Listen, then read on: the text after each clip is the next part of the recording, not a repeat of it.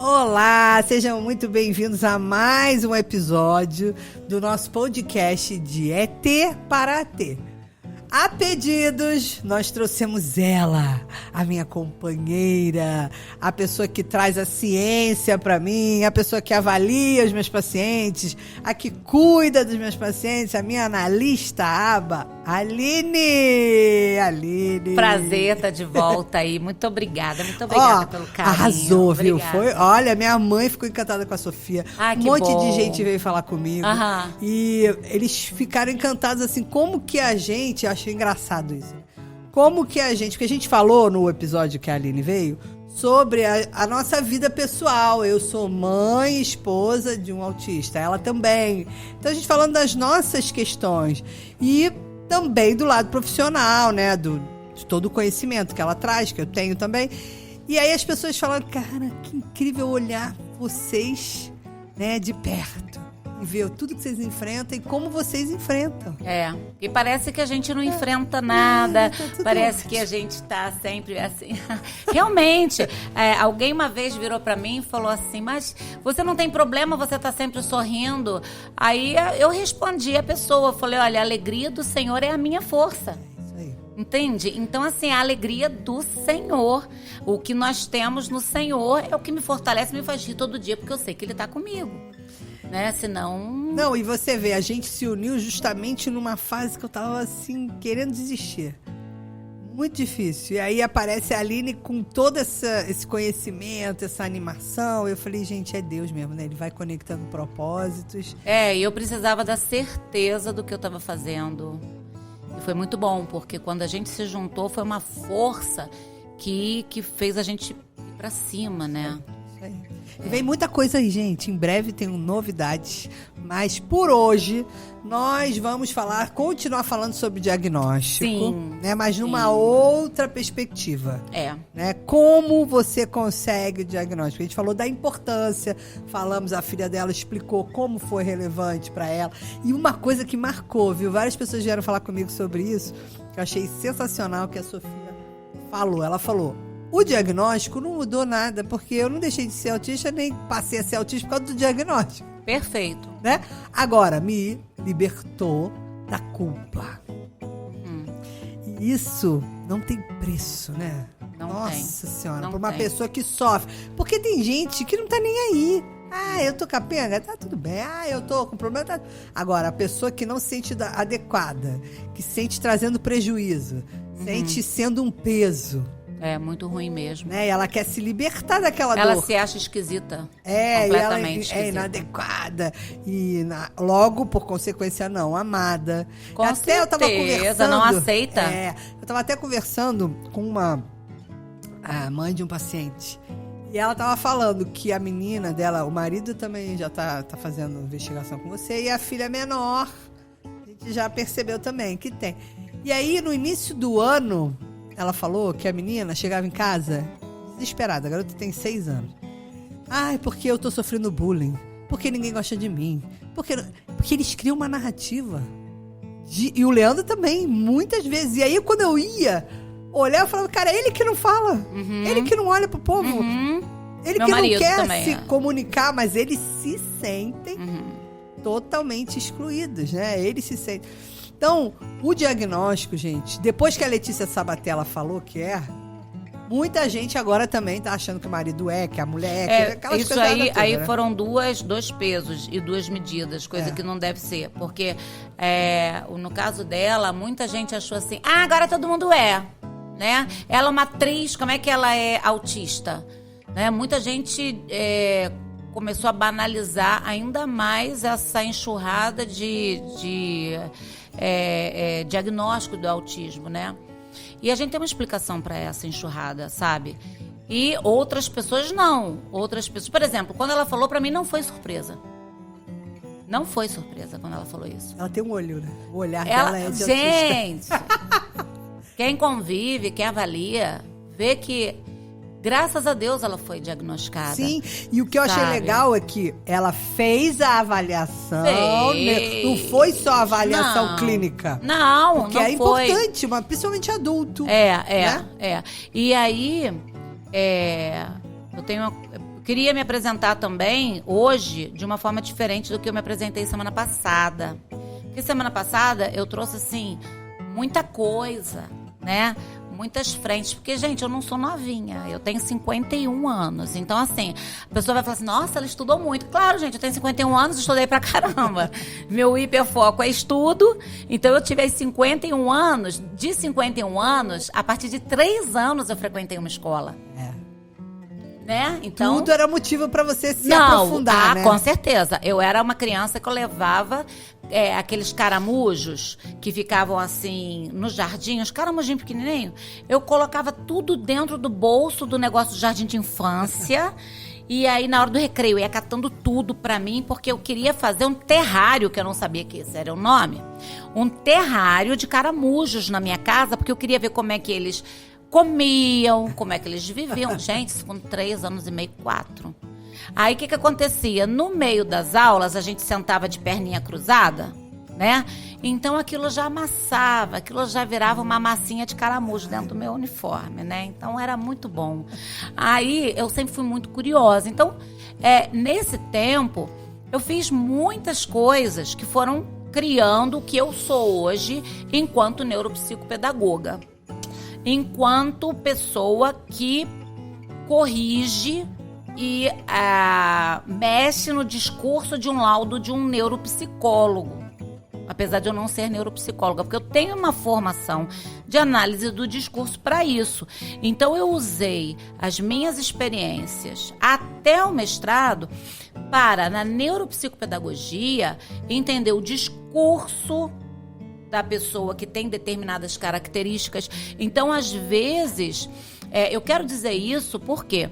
Porque às vezes eu avalio a pessoa não só naquele teste ali que a gente faz, mas também eu vou de trás para frente. Não só naquele teste que a pessoa faz comigo, mas como no comportamento dela, advindo do discurso em primeiro lugar. Entendeu? Advindo do discurso primeiro. Então, minhas folhas de aferição, minhas folhas de inventário, que a gente chama, das perguntas, elas não têm só X. Elas têm X, tem um monte de coisa escrita do lado, que é o discurso que a pessoa vai me falando. Além desse discurso, a gente tem também a postura, que aí vem a análise do comportamento.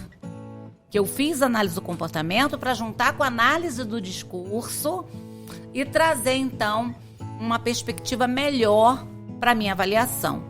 E hoje eu avalio adultos e adolescentes acima de 16 anos.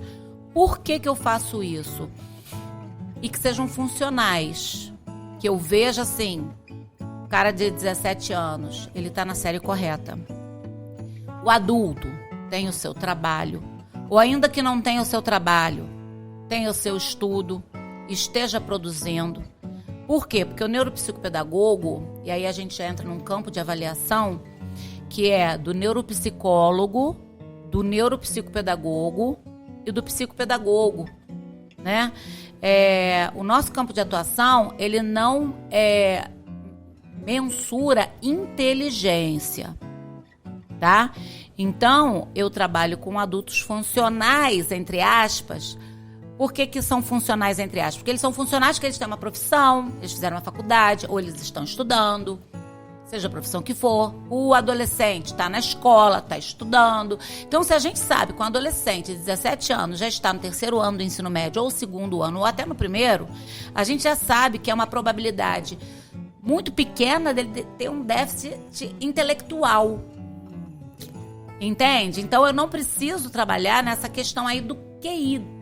Porque se tiver alguma perfil, questão, aí tem que ser se o eu psicólogo, notar, né? E outra coisa, se ele também vir em extrema depressão e não estiver acompanhado de um psicólogo que tenha me encaminhado, eu também não faço avaliação.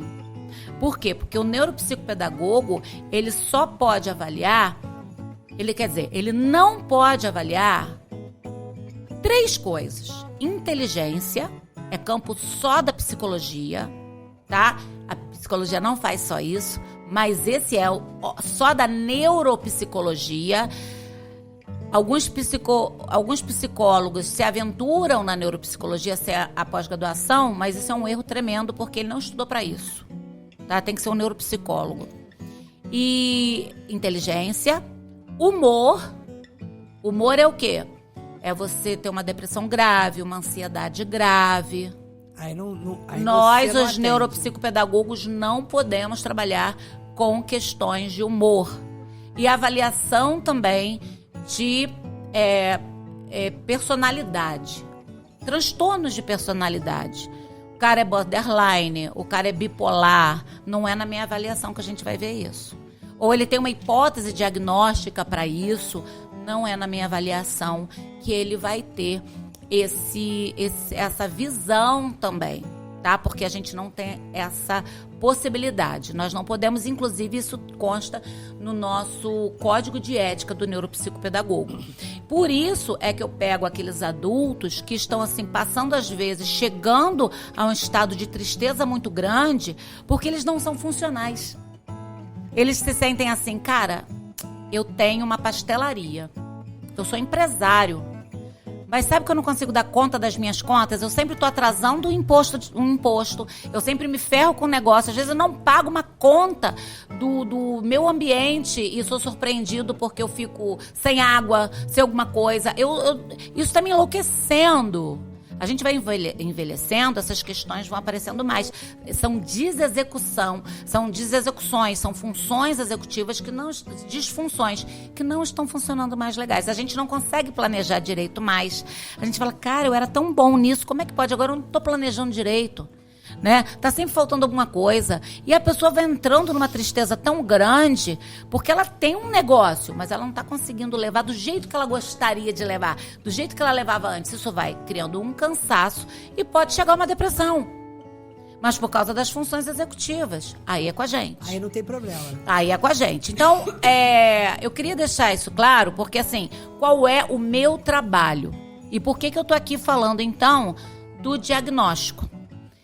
Foi mais uma apresentação didática aí também, né? Do que eu faço.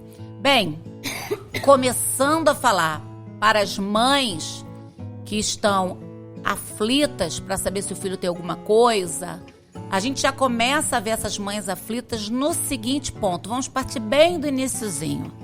Eu tenho um bebê e esse bebê, ele tem 6 meses. E ele não tá nem pensando em sentar.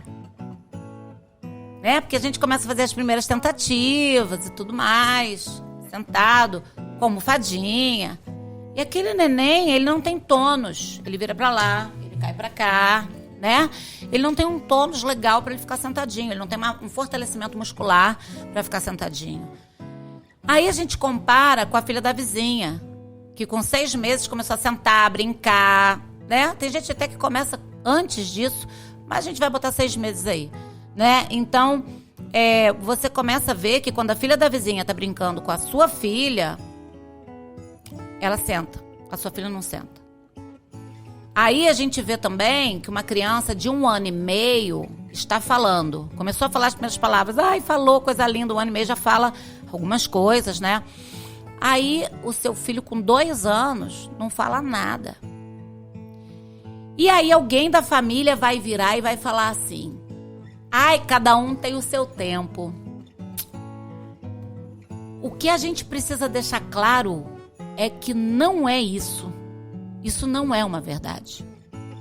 Isso é um engano. Isso foi o relativismo, né, que eles meteram, né, na criação dos filhos, a Sim. matemática no português e tudo até que é lugar, Sim, né? Um é bom em português, outro não é em matemática e é assim a vida. E, por exemplo, eu tive um problema com cálculos, eu não entendia muita coisa. Por exemplo, quando entrou em fração, você podia botar pizza... Tranquilo, você podia botar pizza, você podia botar chocolate, você podia botar o que você quisesse para me ensinar a fração, que não fazia sentido eu olhar para o chocolate. Olha só, você pega 1/3, para mim 1/3 era terço de igreja católica. Entendeu? Eu não conseguia entender aquele 1/3 do chocolate. Eu não conseguia entender aquele 1/4 da pizza. Cara, isso não entrava na minha cabeça. Então, um processo descalcúlico que eu tinha. Só que aí minha mãe fez o quê? Muito bem orientada na época. me colocou numa professora de matemática. Particular. Então, na época, a gente não tinha dinheiro. Minha mãe nunca me faltou nada, né? Mas, assim, pro extra, para uma aula particular, não dava. E a minha mãe me ajudava em um monte de matéria. Só que nessa ela não conseguiu me ajudar. E aí tinha uma professora de matemática no meu bairro, que ela pegava muitas crianças, colocava numa mesa, assim, grande, e ela ia ensinando ali. E eu vi muitos amigos meus terem a orelha puxada por ela, por eles não aprenderem. Então ali havia um bando de descalcúlico, né? Um bando de burro na época, né? E eu tive muita dificuldade em matemática e eu era burra em matemática. Eu sentia que os meus professores na escola não tinham paciência comigo, né? Esse era o nosso tempo. Sendo o nosso tempo, hoje se explica muito o porquê que a gente tem tanto diagnóstico de TDAH, de descalculia, de dislexia, do autismo. Por quê? As pessoas começaram a estudar. Era muita gente com a mesma dificuldade. Era muita gente que não conseguia ler. Era muita gente que trocava umas letras absurdas. Então, graças a Deus, muitos cientistas se debruçaram sobre isso para entender como é que esse cérebro funciona. Na verdade, não é um cérebro burro, ele funciona diferente. Então, quando esses cientistas estavam estudando isso fora do país, fora do Brasil, esses estudos vieram trazer a ideia de como esse cérebro funciona, como são as ligações neuronais, né? Como isso se dá na cabeça da pessoa, como é que ela é capaz de errar assim, para onde a cabeça dela vai. E esses estudos, eu estou falando de uma maneira bem assim, até simples da gente entender, até para mim mesma também, isso é importante eu entender dessa forma. Esses estudos vieram trazer, olha, essa pessoa, toda pessoa que tem X dificuldade, ela tem um cérebro que funciona mais ou menos do mesmo jeito. Então a gente vai chamar esse jeito de funcionar de descalculia. Toda pessoa que tem essa dificuldade de leitura, ela parece que tem um cérebro que funciona da mesma forma. Então a gente vai chamar a esse aqui como de um transtorno, porque transtorna a vida da criança. De transtorno vai chamar dislexia. O que não for igual a esse cérebro que a gente descobriu aqui de N crianças, que não for dislexia, o que for menor que isso, a gente chama de dificuldade de aprendizagem, onde a gente vai precisar de uma outra abordagem, onde a gente vai precisar sim de um reforço escolar, porque essa criança vai conseguir pegar. Então essa aqui que tem transtorno fica de fora. Não, a gente vai ver como é que a gente pode ajudar a esse aqui que tem o transtorno, não só uma dificuldade de aprendizagem. Não, e agora eles chegaram, né, que são 33 pessoas, em 33 pessoas um é autista. Então, a questão do autismo. Como que vai? Antigamente, na minha escola, na sua escola, nós não tínhamos amiguinhos autistas. Nós tínhamos amiguinhos estranhos. Nós tínhamos amiguinhos, às vezes, que não gostavam de tomar banho. Era um Deus nos acuda na sala, né? Aquele amiguinho que não tomava banho por nada. A gente tinha um amiguinho Sempre que sentava no mesmo lugar, tinha que estar todo ali, qualquer coisa ele desregulava, que não tinha filtro, falava qualquer coisa. Sim, né? E de repente ele tava aqui, dava na cara assim, pá! E pronto, deu na cara, e você vai questionar, ele fica com a cara assim parada, né? Fica quieto. O diretor, às vezes, chama atenção, e a criança tá apática. Eram os nossos amigos estranhos. Eram os nossos amigos estranhos que se tornaram adultos, às vezes, inoperantes, que se tornaram adultos esquisitos, que foram morar na rua ou que foram cuidados pela família até o fim da vida, né? E eram considerados estranhos. Ou ainda, aqueles que eram estranhos, que usavam óculos desse tamanho e que hoje estão trabalhando em funções muito difíceis de entrar, mas que são aquelas pessoas assim, não vou falar o nome da empresa estatal, acho que é de economia mista, acho que é, em que você tem pessoas desse perfil. Pois não? Eu vim aqui para fazer isso, eu trouxe a documentação. Senhor, está faltando o comprovante de não sei o quê. Aí a pessoa vira e fala: olha, mas é porque eu internei minha mãe hoje, meu pai morreu ontem, meu irmão morreu anteontem, a minha cabeça tá 1000 por hora. Cara, desculpa, eu posso ir ali tirar uma xerox rapidinho? Não, senhor. Cara, o cara não deu a mínima pra tua história. O cara ganha 16 mil reais.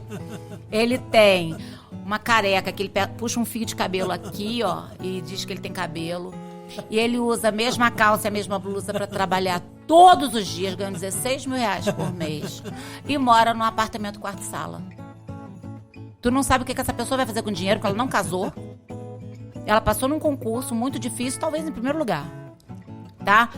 Pode ser um autista com altas habilidades, que não foi tratado na sua vida toda, que seria mais feliz se ele fosse tratado.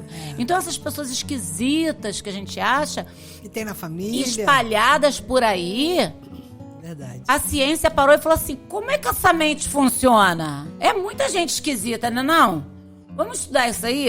Desde os pequenos, havia aqueles que não iam para a escola, que as mães e os pais cuidavam deles em casa, porque eles não conseguiam interagir. Então os pais faziam o quê? Não vou matricular. Não era obrigatório matricular a criança. Então esse aqui não vai atrapalhar a escola. Ou até a escola poderia falar: seu filho está atrapalhando. Assim não vai dar. E o pai fazia o que bem? Não consegui, vou levar para casa, vou tratar em casa. Né? Muitos esquizofrênicos eram tratados dessa forma. Então hoje a gente tem laudo, muito laudo? Tem! Porque a ciência se debruçou nessas mentes. E a partir do momento que a mente se debruça nessas mentes, a gente passa a ter a possibilidade de diagnóstico. E aí a gente diagnostica para quê? Ah, diagnosticou, acabou. Não, diagnosticou, começou. Por quê? Porque junto com o diagnóstico, eles falaram: a gente vai precisar ajudar essas pessoas.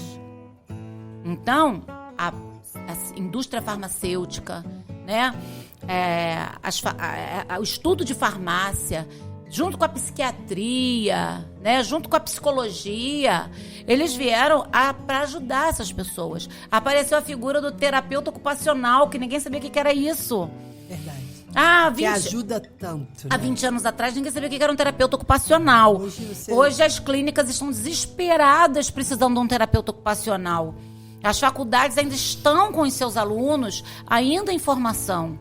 Né? Então, assim, o mercado de trabalho para terapeuta ocupacional é um mercado que hoje está... O que o terapeuta ocupacional faz? Terapeuta ocupacional, ele se programa para trabalhar com cada dificuldade que cada transtorno traz, para que ele seja independente nas suas tarefas do dia a dia. Ele não vai ser um professor, não vai ser um psicopedagogo que vai trabalhar com dificuldades de aprendizagem.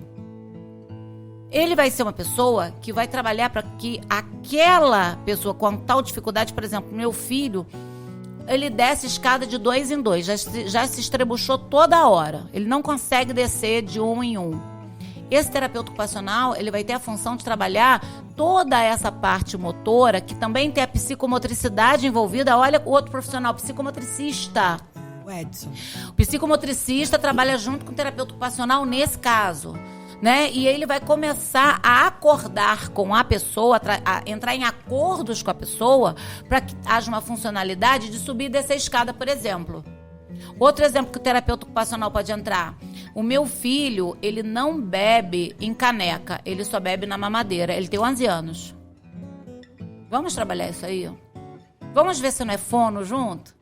Será que talvez o tônus muscular da face não está preparado para fazer esse movimento, mas está preparado para fazer um movimento menor, que é o de estar com o bico ali e sugando? Será que a entrada desse líquido, isso é fono, será que a entrada desse líquido, ele não consegue parar essa água aqui e aí joga para fora? E com a mamadeira ele consegue controlar, porque ele suga devagar? Então, esse fono vai falar assim: eu quero que ele também trabalhe com um terapeuta ocupacional. E aí o fono vai passar para o terapeuta ocupacional o que ele precisa que se faça para ensinar no dia a dia essa criança a mexer com isso, enquanto ele trabalha aqui essa parte toda do tônus muscular dessa criança. Seletividade, né, também alimentar. Sim, o TO... Então, o TO, ele trabalha e sempre agregado a um outro profissional. Por quê? Na seletividade alimentar, você tem um nutricionista especializado na seletividade alimentar que vai anotar uma possibilidade enorme de alimentos que o TO vai poder trabalhar. E o TO vai poder mensurar quanto que está de dessensibilização. Né? Porque a dessensibilização é um processo muito perigoso. Porque na dessensibilização, por exemplo, banana. Banana é um alimento que traz muita sensibilidade para quem tem... Leandro não come. O sensorial com banana é muito forte. Meu sobrinho chegava a vomitar com banana. Chegava aqui... Leandro, eu já dei, mas... Botava assim, pra fora. O cheiro, segurar tudo, né? Tudo Aí se o TO chega e trabalha, ele já tem uma aversão. Como é que a gente vai resolver esse problema se ele já tem aversão? Né? Então o TO vai saber mensurar isso.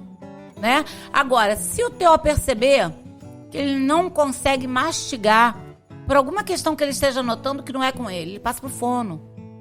Então, essa interligação, por isso também que as pessoas... Equipe multidisciplinar. Antigamente não tinha nada disso. Nada. Mas isso veio pelo quê? Pelo estudo do cérebro que não consegue fazer determinadas coisas, pegando vários indivíduos que funcionam da mesma maneira ou disfuncionam da mesma maneira e determinando para eles caixinhas de diagnóstico. O primeiro ponto foi esse. E aí um monte de gente se descobriu dentro desses diagnósticos, ok? Depois que se descobriu dentro desse diagnóstico, a ciência continua. Isso chegou no Brasil quanto tempo depois? Muito tempo depois. Muito tempo depois. Por isso que, de repente, a gente vive esse momento rico da ciência no Brasil, que é de muito diagnóstico. Porque agora a gente está entendendo. Aquele cara não é estranho, aquele cara é autista. Aquele cara não é burro, ele é descalcúlico. Mas tem como a matemática entrar na cabeça dele? Tem. Tem professor de matemática que fez pós em descalculia para reorganizar esse cérebro para que ele consiga avançar.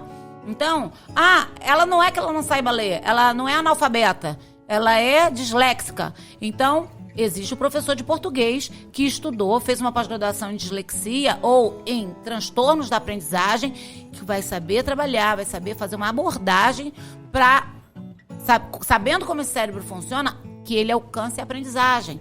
A gente não está falando de inteligência. Sabe uma coisa que tem falado muito comigo com relação às lideranças, né? Com coach, com todo esse estudo direcionado para os líderes nas empresas e tal, você vê uma exigência de alta performance. Eu, professora de leitura dinâmica, trabalhei isso, né? Nos concurseiros. A vida toda. Com esses empresários. E hoje, quando eu comecei a entender essas disfunções, eu fiquei vendo, meu Deus, quanto sofrimento, né? Muito sofrimento. Porque a pessoa tem que ter alta performance, mas ela tem disfunção. Isso. E ela tem que fingir que não tem. Pra poder ser aceita pela equipe, pela empresa, pra manter aquela ideia de liderança ser perfeitinho. E a questão é de funções executivas. E aí, cara, olha só. E ele é inteligente, ele chegou até ali. Eu vejo o Edson. Com tantos... Ele tem uma abordagem como líder muito melhor que a minha, porque ele é um cara calmo, tranquilo, humilde. Na verdade, ele também é muito observador. Ele, como autista, ele vai ter uma observação muito maior. Ele vai respeitar o tempo de observação dele, por isso que muitos são calados. Sim. Porque eles observam mais. Olha só, como que ele sofreu nas empresas. A empresa não está pronta para isso, né? Não, então, ela quer, produtividade. Inclusive, na época, quando a gente teve o diagnóstico, eu falei, amor, procura o seu chefe, né? O seu líder, direto. Conta pra ele, vai no RH. O líder não deixou, falou, não vai não, porque vão te demitir. Meu Deus, e são pessoas muito maravilhosas no trabalho. Aí o que acontece então, voltando lá aos pais, né? Eu só quis trazer por que existe tanta... Isso, não, e continua, não é que não tenha. As pessoas são líderes, mandando lá, mas quantas pessoas que estão lideradas por pessoas disfuncionais tem que acabar fazendo por eles. Eles fingem que foram eles que fizeram, né? E a gente vê isso.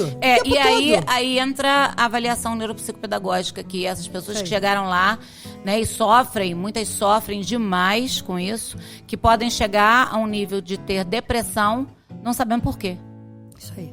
Eu não tenho problema em casa, eu tenho tudo bem, eu tenho tudo lindo, eu tenho meu filho maravilhoso, meu carro, eu trabalho, mas eu estou em depressão por quê? Porque ele tem uma disfunção executiva. E aí, voltando aqui para as mães com as crianças e tudo mais, eu queria deixar claro por que existe tanto diagnóstico. E que as mães estão certas em olhar para o seu filho e falar assim, em comparação ao filho da vizinha, o meu parece que está atrasado. E conversar com o pediatra. Pior coisa é a gente achar que os médicos estão na nossa casa. Porque se for conversar com a vovó, que é da nossa época, a vovó que cuidava da gente e tudo mais, a vovó tem a ideia lá daquele tempo. Cada um tem o seu tempo. Cada um tem o seu tempo, tem gente que é diferente, tem gente que é estranha. Não é uma ignorância da vovó, é como era a teoria sobre isso. A teoria da vida era essa. Hoje não é mais. Então, às vezes você conversa com o marido e aí o marido conversa com a mãe dele. Aí o marido chega e fala assim, olha só, para com a palhaçada, não vai gastar dinheiro com um neuropsicólogo, com um neuro não sei o quê, para com essa coisa de neuro. Neuro, ela não é maluco. E aí a mulher, ela fica sempre sem ação, porque ela muitas vezes depende do dinheiro desse marido para ir nas contas. Por quê? É tão novo que hoje na saúde pública você tem pouco oferecimento desse tipo de trabalho. E ele é caro. É um trabalho caro. Ainda está muito caro. O acesso a ele é muito pouco, muito pequeno. Né? Então, às vezes, a primeira pessoa a conversar é com esse livro. A primeira pessoa a conversar é com a caderneta de saúde da criança. Isso aqui é muito importante. Aqui nós temos a fase de desenvolvimento das nossas crianças. Esse aqui é velho. Quer dizer, velho, tu chama minha filha de velha, né? Minha filha tem 15 anos. Era essa que era distribuída na época dela, né? Depois sumiu um tempo. Tem aqui os direitos, etc. Tem aqui como nasceu a criança, peso e tudo mais. Isso é muito importante. Por exemplo, depois eu descobri que a Sofia nasceu de baixo peso. Sofia teve grandes problemas intrauterinos. E o médico já sinalizou que ela teria alguma coisa. E ela veio autista. Entende? Então, esse perfil aqui da criança ao nascer. Aí vem depois aqui dificuldades na amamentação, os primeiros dias de vida. Aqui já nos primeiros dias de vida vem como você vai tratar a criança e como você observar essa criança. Então aqui já, o bebê nunca deve dormir de barriga para baixo. Nos primeiros dias o bebê pode perder um pouco de peso, mas volta do 10º dia. A partir do 10º dia já recupera o peso de nascimento. Ora, essa informação é importante. E se meu filho continua depois do 10º dia a perder peso? Então aqui está o desenvolvimento infantil. Nessa caderneta, e ela é de graça, né? Procure tornar o ambiente da criança mais saudável. Então tem várias coisas aqui que dizem como que você deve tratar a criança em casa, e se você tomou todo esse cuidado e a sua criança anda muito irritada, ela não corresponde ao ambiente saudável, precisa procurar orientação. Sabe? 10 passos para alimentação saudável para crianças menores de 2 anos. Dá somente leite materno até 6 meses sem oferecer água, chá, papá. A partir de 6 meses, oferecer de forma lenta e gradual outros alimentos. E se a criança não pega outros alimentos a partir de 6 meses? Será que a gente está diante de uma seletividade alimentar? Né? A alimentação completa deverá ser oferecida de acordo com os horários da refeição da família. E se a criança não come bem? E se ela não tem esse horário da família porque ela está dormindo nessa hora? Se ela tem um sono muito estranho que não permite a ela ter um contato com a família? Tudo isso é disfunção. E a gente deve procurar ajuda, né? 10 passos para crianças maiores de 2 anos. Ou seja, ele é todo dividido em idade. Saúde bucal. Vai aparecer o dentinho não sei quando. E se o dentinho da minha filha não apareceu? né? E aí, aqui, ó, o bebê, olha só que legal, na página 30 desse aqui tem assim, desde o nascimento até 2 meses de idade, o bebê reconhece e acalma-se com a voz da mãe. Qual a idade que começou a reconhecer a voz da mãe? Ele se acalma, aí você vai marcar. Então, do nascimento até 2 meses de idade, olha o rosto das pessoas que estão próximas. Ele olha para o rosto das pessoas que estão próximas. Olha aí um sinal enorme para a gente já começar a olhar que é a causa do autismo. Não, ele não olha para ninguém. Ele não escuta ninguém. Ele não presta atenção quando ouve. Então, do nascimento até 2 meses de idade, já tem coisas que os filhos precisam estar fazendo. De 2 meses a 4 meses, tem aqui uma página. Então, ele é dividido assim, todos os outros também são, de 0 a 2 meses, de 2 meses a 4 meses. Você primeiro deve conversar com esse livro. Ele vai até, 2 anos a 3, 6 anos a 10. Então, aqui dá pra gente já ver o desenvolvimento da nossa criança. Então, não é vovó, nem vovô, nem titia que vão dizer. A gente já tem um material que é de graça, do Ministério da Saúde, que já pode nos ajudar a nós sermos os primeiros profissionais a notarmos alguma coisa de diferente. Se está fora disso aqui, precisa procurar ajuda. E aí, como é que começa? Começa indo ao pediatra. E falar com ele, olha, eu notei isso aqui, ó. Tá vendo? Meu neném, não faz isso, não faz isso, não faz isso, não faz isso. O que eu faço? Mas eu tenho medo de ser aquela chata que só pergunta tudo. Não, porque aí quando você estiver na idade escolar, você não vai saber o que vai fazer. E aí a sua criança vai ser taxada como criança que não quer estudar. É uma criança... Mãe é chata mesmo. Que seja, tem que ser, nós chata. somos... Gente, aí eu vou ter que falar da Bíblia, né? A Bíblia diz que os filhos, eles são setas nas nossas mãos. Né, que nós estamos com arco e flecha. Eles são flechas na mão do arqueiro. Os nossos filhos são flechas na mão do arqueiro. Olha a nossa responsabilidade. Nós somos arqueiros. Nós precisamos enviar essas flechas para o alvo. Tudo bem que a Bíblia ela fala do alvo espiritual, mas ela também aborda esse alvo de educação. Tanto é que lá no início do Velho Testamento, ela ensina como nós devemos educar os nossos filhos. Então, 100% da responsabilidade nessa terra, com os nossos filhos, é nossa. Nós precisamos pegar esse filho, ele não está indo para a direção certa, essa flecha não está indo para a direção certa. Não dá para terceirizar para o Estado. Não dá. Pra eu família, vejo que... A gente precisa tomar as rédeas, né? Tem 1 ano e 6 meses a 2 anos. O meu filho não está fazendo isso aqui. Essa flecha está indo para o lugar errado. Então eu preciso de ajuda. E aí eu preciso do pediatra e preciso conversar isso com ele. Infelizmente, a chance de você encontrar profissionais que não entendam, né? Com certeza, é enorme por causa da novidade da ciência.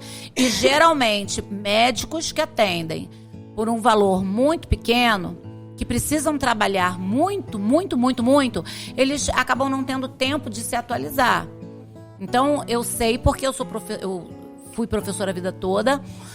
Eu tentei ser igual a muitos amigos, mas eu não consegui, que dava aula em 4, 5 escolas, porque eu falava assim, meu Deus, eu não consigo passar para os meus alunos água de poça.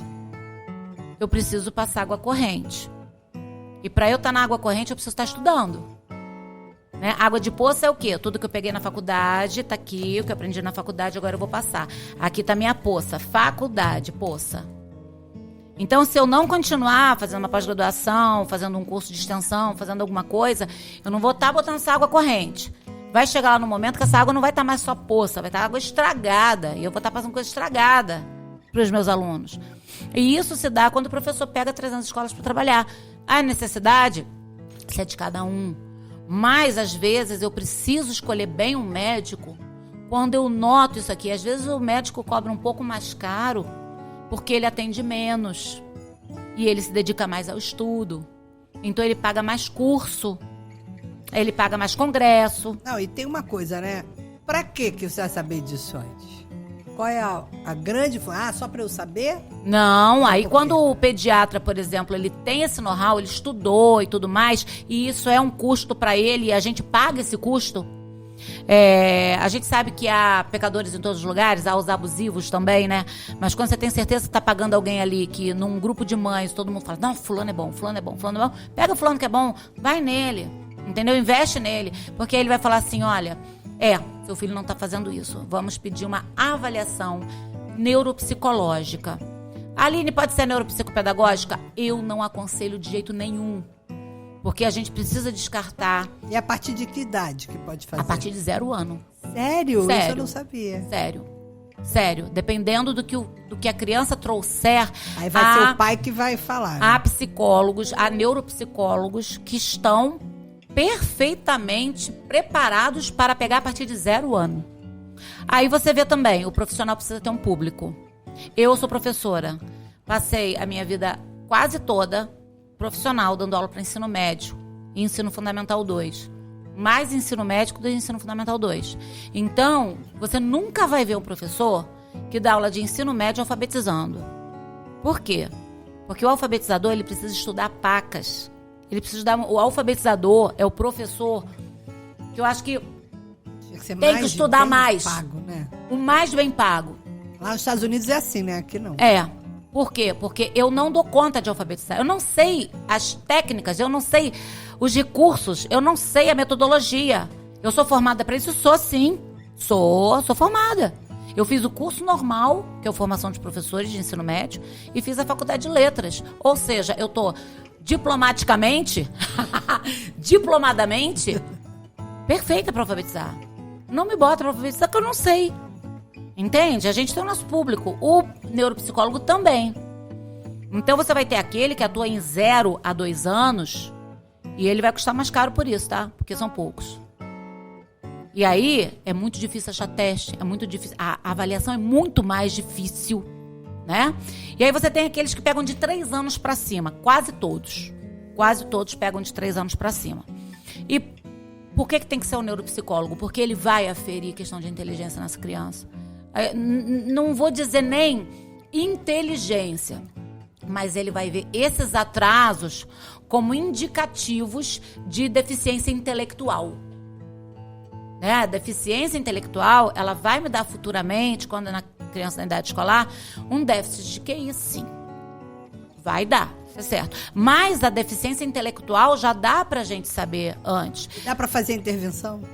Dá, com certeza. Esse é o grande benefício, é a intervenção, né? Precoce. É o grande benefício. É a intervenção precoce, né? E aí você, então, vai procurar o neuropsicólogo. Eu acho que alguns pais, notando essa diferença, elas já podem até marcar uma entrevista com um neuropsicólogo que cuide daquela idade. Vamos supor que ele não tenha plano de saúde. Vamos supor que ele vai pagar uma consulta de um pediatra bom ou um neuropediatra, ele vai pagar R$350. Tem de 500, tem para 1.000. Tem para todo gosto, né? Tem de 1.000. Aí, eu vou te falar uma coisa. A minha sugestão é você procurar um neuropsicólogo, tá? Para você fazer essa consulta, que vai estar no mesmo valor. Conversa com ele se há necessidade ou não de fazer essa avaliação. Ele vai poder observar a criança ali. Nessa entrevista, ele vai dizer se precisa ou não. A partir de que idade seria melhor fazer aquilo que está aparentando ser. E pronto. Por quê? Que ele não vai gastar 2 vezes. Por quê? O pediatra vai cobrar 350. Mais a consulta do neuropsicólogo, que pode ser uns 120, 130, 150, 200. Só a consulta, tá? Sem a avaliação. Você vai pagar 500 e pouco. Então, vai no neuropsicólogo de uma vez, conversa com ele de uma vez. Nós temos muito caso, eu trabalho com neuropsicólogo, e nós temos muitos casos de pais que foram eu mesma. Pronto, falar de mim. Pois é, esqueci de mim, menina. Eu sou essa mãe. Eu sou essa mãe que eu vi muita coisa acontecendo na vida da Sofia. A escola não indicou, porque ela era inteligente demais. Pediatra não indicou, porque ela era inteligente demais. Mas eu estava vendo minha filha em sofrimento demais, se achando esquisita demais. Então, eu precisei, por uma questão, procurar ajuda. E aí, em vez de neuro, que não ia avaliar minha filha com um relatório de 30 páginas, me trazendo todo o funcionamento neuronal dela, e emocional, né, e de inteligência, eu optei por ir no neuropsicólogo, que ia me dar tudo isso. Porque o neuropediatra, ele pode até olhar e falar assim, é autista. Mas é autista como? Ele é muito inteligente, ele não é inteligente, ele tem deficiência intelectual, ele tem tristeza demais. Como é que é? Como é que ele funciona? Autista é um espectro. Transtorno do espectro autista. Cada autista é um. Você conheceu um autista hoje? Parabéns. Você conheceu outro amanhã? Você vai conhecer outro autista. O autismo é diferente. Então você vai acabar caindo onde? Na avaliação neuropsicológica. Em algum momento você vai cair na avaliação neuropsicológica. Não vai bastar o laudo de autismo para o seu filho. Então é muito mais vantagem você ir para o neuropsicólogo. Até para trabalhar os potenciais, né? Sim. Até, pois, justamente para isso. Né? Porque quando você chega só com... Você só falar autista, tá? Você vai chegar com ele um laudo. Ele consegue fazer o quê? Ele faz o quê? O que ele é bom? O que ele gosta? O que ele... É isso mesmo. Então, assim, para que todo aquele grupo, PO, psicomotricista, psicopedagogo, para que todo fono, psicólogo, para que todo esse grupo possa trabalhar com o seu filho, não é um papel que vai dizer isso. Um papel que não tem nem verso. É só frente. Com CID. Com CID. Não é isso. Sabe? Isso vai ser uma porta aberta para você conseguir as suas terapias pelo É plano, a mesma pelo SUS, coisa, é a mesma coisa que eu falar assim: tô te dando esse carro, tá? Ó, um carro. Você tem carteira de motorista, Liz. Você tem carteira. Você vai pegar e você vai dirigir esse carro. Um carrão enorme. Você tá toda feliz. Aí você vai ver lá, tá faltando combustível, porque te dei agora, saiu da agência agora. Você vai parar no posto, vai falar assim: pô, deixa eu ver que tá mais barato aqui. Álcool. Enche de álcool, por favor. Teu carro é a diesel.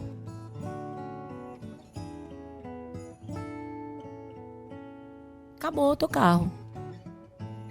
O funcionamento dele vai ser todo errado. E aí, agora veio uma coisa, né? Aí a gente deixa o filho com a babá, que não conhece nada. Se ele ficar 24 horas com o babá, você tem que confiar nessa babá. E você tem que fazer dessa babá sua parceira.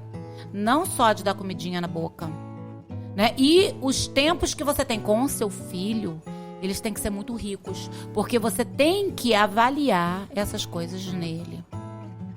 Então, se há uma preocupação, avalia isso aqui nele. Por exemplo, você tem aqui criança de 1 ano e 6 meses. Sobe em cadeiras e sofás, corre, sobe e desce escadas em pé com o auxílio de um adulto.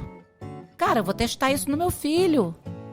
De 1 ano e meio, 1 ano e 6 meses a 2, ele precisa fazer isso. O meu filho está com 2 anos e 5 meses. Ele não sobe escada nem desce com auxílio. Isso, em menos de 1 hora eu vejo isso. E isso ele pode estar com a babá... Não dá pra terceirizar, né? Isso não dá.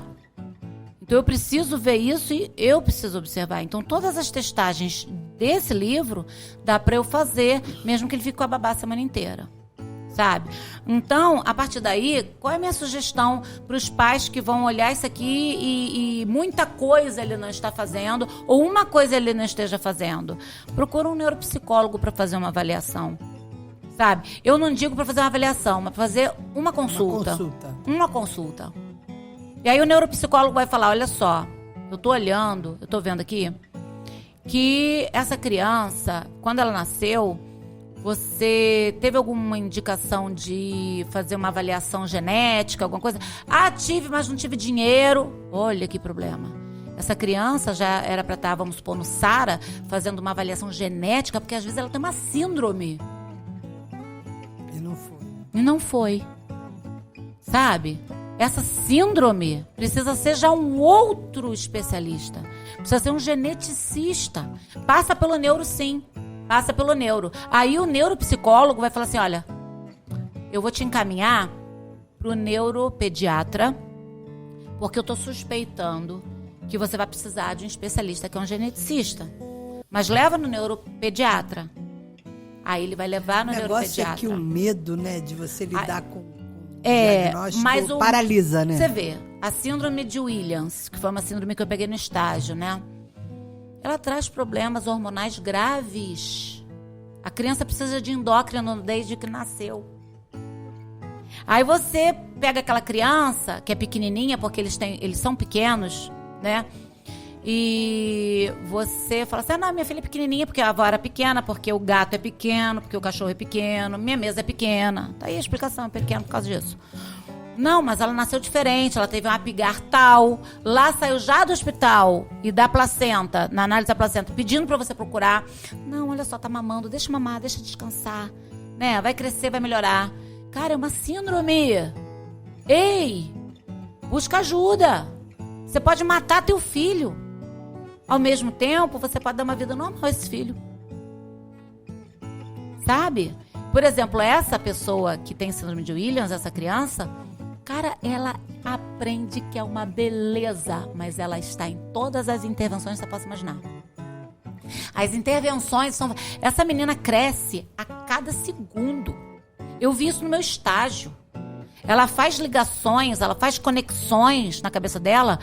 Ela para quietinha, ela faz a conexão, ela é rápida, sabe? Então, mas ela tem um aporte fora do comum. Ela tem cardiologista, ela tem endocrinologista. E essa síndrome, ela é um perigo para essas questões, sabe? Então, você precisa procurar os profissionais certos. E você precisa ir de profissional em profissional. O caminho do diagnóstico, ele é muito grande, né? A minha filha fez avaliação neuropsicológica, porque eu estudei o caso dela, muita coisa, já contei aqui na vez anterior. E aí, quando eu estudei aquilo tudo, e fui levar no neuropsicólogo direto, não fui no neuropediatra, porque eu não queria gastar 2 vezes. O neuropediatra era R$450, né? A avaliação neuropsicológica na época foi R$2.600. Então eu preferi ir por aqui, e realmente ela foi passível de avaliação, que se não fosse o neuropsicólogo ia falar, não é comigo, leva no neuropediatra, entendeu? E aí fiz a avaliação. No meio do caminho ela precisou do neuropediatra para medicá-la, porque ela pirou no meio da avaliação. Ela na época tinha 12 anos, foi muito pesado para ela. Ela estava num luto, assim, ela queria descobrir, mas ao mesmo tempo não queria descobrir. E aí ela foi no neuro, o neuro virou e falou, sabe o quê? Ela é autista mesmo, não precisa nem terminar a avaliação. Deu laudo, continuei a avaliação, porque eu queria saber como é que esse autismo funcionava, e falou, eu não medico 12 anos, vai pro psiquiatra. De 450... fui para mais 350. Então, de 2.600, mais 450, mais 350. Mais a medicação. Então, é um caminho que a gente tem que percorrer. Quem não tem? Quem não tem, vai procurar pela via da justiça. Você trouxe uma advogada aqui e toda orientação tem que se ver com o advogado, porque o advogado consegue tudo isso. Consegue. Nós estamos trabalhando hoje com uma criança. Até TDAH eles estão conseguindo agora. Olha, nós estamos com uma criança, o neuropsicólogo com que eu trabalho, Bruno Secádio, ele está com uma criança que veio pela Defensoria Pública. Dinheiro do governo, entrou pelo plano de saúde, que a mãe fez o plano de saúde para a filha. Tem outra que vai entrar também com dinheiro vindo pela Defensoria Pública. A avaliação não era liberada pela justiça, tanto é que da minha filha eu não consegui. Mas agora eles estão estão conseguindo. Tem que judicializar, gente. Tá? Neuropsicólogo. Nós temos público. É complicado você parar na mão de um neuropediatra. Neuropediatra nós temos público, é muito difícil você parar na mão de um bom neuropediatra. Então, se você foi em um que falou uma coisa no público, vai em outro para conferir se é aquilo mesmo. É essa orientação que eu dou.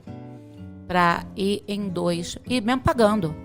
Se você tiver meio assim, com aquele laudo, se não te explicar direitinho, vai em outro. Entendeu? Porque um laudo é uma coisa muito séria. Ele é que vai definir o caminho a partir dali. Das intervenções para que seu filho tenha uma vida tranquila, uma vida prazerosa, uma vida com produção. Eu acho que assim... E as intervenções? Como é que se consegue? Na justiça. Na justiça. O papo hoje foi bem sério, né? A gente não teve nenhuma gargalhada aqui, mas é porque o caso é muito Agora sério. Agora eu tenho que rir. Como você tá falando isso? Como é que mas é verdade. Séria? Fica sério, mas eu tô falando... É sério, porque as pessoas... Vem nós dois juntas e esperam, né? Morrendo de rir. Mas nem sempre tem que rir. Com porque certeza. essa parte da avaliação é muito séria. É muita gente procurando a gente, né, Aline? Muita. É muita gente. Muito. Olha, eu tô atendendo gente de São Paulo, de Teresina e de Goiás. E Estados Unidos, que já te procurou também. Com certeza foi. Entendeu? Foi. Então, é gente de tudo quanto é que é lugar, porque independe de onde você tá. Você não tem acesso. Esse dos Estados Unidos eu redirecionei. Tá na Califórnia, né? Porque eu precisava contar com o apoio da rede. E aqui eu não teria como fazer a rede para esse adolescente. Né? Aí eu entrei em contato, olha que barato, eu entrei em contato com um psiquiatra no Texas. Ele falou, olha, eu não posso atender porque as leis são diferentes aqui. Você não pode atender de estado para estado. Precisa ser tudo lá. Aí eu falei, muito obrigada pela orientação. Já aprendemos como trabalhar com os Estados Unidos. Aí entrei em contato com outro psiquiatra de São Paulo, que eu vi o Instagram dele, ele tem... Não tem nem mais número pra falar o quanto de seguidores que ele tem. Ele é palestrante, ele é escritor, ele é tudo. Eu falei, nunca esse homem vai me responder. Gente, me respondeu no mesmo dia. Que lindo. Foi. Aí ele falou assim, olha, eu tenho um amigo na Califórnia. Aí eu peguei, mandei pra essa mãe esse contato, e aí ela ficou de procurar. Por quê? Porque vai do psiquiatra, vai pro neuropsicólogo, e lá tem que ver como é que funciona a avaliação, né? Ele é um brasileiro, poderia, só que ele saiu daqui com 4 anos, eu já não posso mais. Sei como é que é lá, como é que ele tá lá, como é que a sociedade pede dele lá. Então eu não posso mensurá-lo por uma realidade que ele passa lá, né? Você vai falar que um japonês é autista, por quê? Porque eles não se abraçam. Aí não, gente, isso é uma cultura deles lá, cara, entendeu? Tem um japonês que falou que chorou quando recebeu um abraço, né? Então ele tem depressão. Não, cara, porque não é costume, entende? As avaliações são por cada lugar, né? Então, esses dos Estados Unidos, a história foi interessante. Tem muita cultura também, né? O que influencia, tem, né? Com certeza, tem. Então, eu acho que, pra fechar, né? Essa questão da avaliação, eu não tinha ideia também. O Leandro fez, mas como eu não entendi nada, que veio assim um negócio bem técnico, e aí você tá de parabéns por esse trabalho de humanizar, né? Meu trabalho é esse, humanizar esses laudos. Os laudos, isso faz toda a diferença. Com certeza. Né? Pra gente que é pai e mãe, porque não adianta, aí você vai buscar ajudar e vem um negócio daquele que tu não porque entende nada. O laudo vem igual um exame de sangue. Entendeu? No exame de sangue, o médico vai virar e vai falar assim, olha, teu colesterol tá alto, então você pode entupir tuas artérias do coração, você sabia? Só que isso não tá escrito ali, que pode entupir as artérias do coração. Então, quando você olha o colesterol alto, você fala assim, ih, colesterol tá alto, ih, quero nem saber. Quer sim, porque a hora que você tiver um infarto, foi o colesterol alto. Só que isso não tá no exame. Então, costuma vir assim, a avaliação neuropsicológica. E aí, o que eu tô fazendo? Eu não entendi nada da avaliação do Leandro. A gente vai botar isso pra vida diária. Isso aí, foi muito legal. Construtor, visoconstrução, tá com problema na visoconstrução. Vai construir com o olho? O que é isso? Né? Então você tem que dizer, olha, na vida diária, isso aqui traz isso e isso. Isso é muito bom. Então, eu acho que a gente tem que desmistificar. Diagnóstico não é âncora. Também não é salvação. É o início de um processo de cura, de qualidade de vida. Porque tem coisas que não vai ter cura, mas vai ter qualidade de vida. Perfeito. Né? Perfeito. E a gente tem a tendência de fugir. Verdade. É normal. É do ser humano. É o luto, né? E o medo também do que aquilo vai provocar no meu casamento. O que aquilo vai provocar. Como é que a minha mãe vai lidar com isso? Porque aí a gente entra em várias questões. Quem vai cuidar do meu filho depois que morrer? Ele vai casar, não vai, não sei o que. Mas, cara, quanto mais tempo você demorar pra enfrentar. É igual dívida. Dívida.